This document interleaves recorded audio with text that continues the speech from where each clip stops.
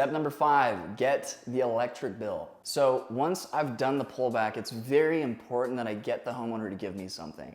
Whether it's an electric bill, a statement, letting me take a picture of their meter if I'm in a state like Texas, for instance, where I can look up their usage online.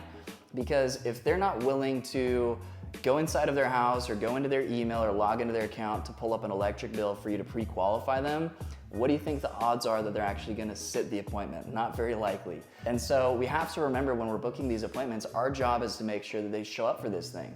And so we have to pre-qualify, we have to poke them a little bit. And this is really the ultimate qualifier of their interest level. Now I will say, there are times where I've booked appointments without getting the electric bill. I don't believe in 100% of the time with most things. I think there are special exceptions, but generally speaking, 90% of the time, you wanna make sure you're getting something unless it's one of those really weird situations where they spend 10 minutes looking for their bill, trying to log in, you call the utility company and for whatever reason you just cannot get the bill, still book that appointment. So the way that we're gonna do this is right after I do the pullback, I'm gonna say, so the way that I see if your home would be a good fit and would actually make sense and potentially save you some money is I take a quick peek at your electric bill. The reason that I do that is it's gonna show me how much electricity you've consumed over the last 12 months.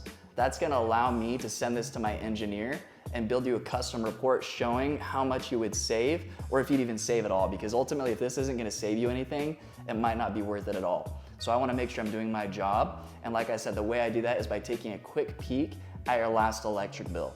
Now, do you get that online or in the mail? And I'm gonna look down, after I ask this, I'm gonna look down at my iPad or my notebook or whatever I have, and I'm not gonna say anything. They're gonna say, I get it online, and you say, awesome, go ahead and pull that up for me, and you look down.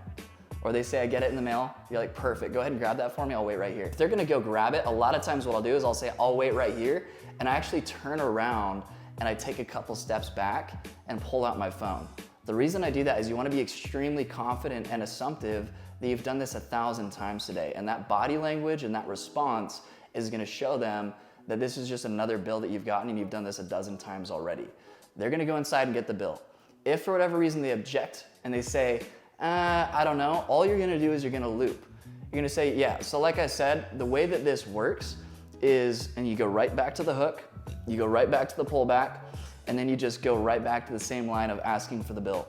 And you can do this 2, 3, 4, 5 times until they finally submit and they go and get the bill. It's perfectly fine to repeat yourself. In fact, most of what you say the first time around is going in one ear and out the other because these guys are just focused on trying to get you off their porch. And so again, you're just gonna stay calm, stay collected.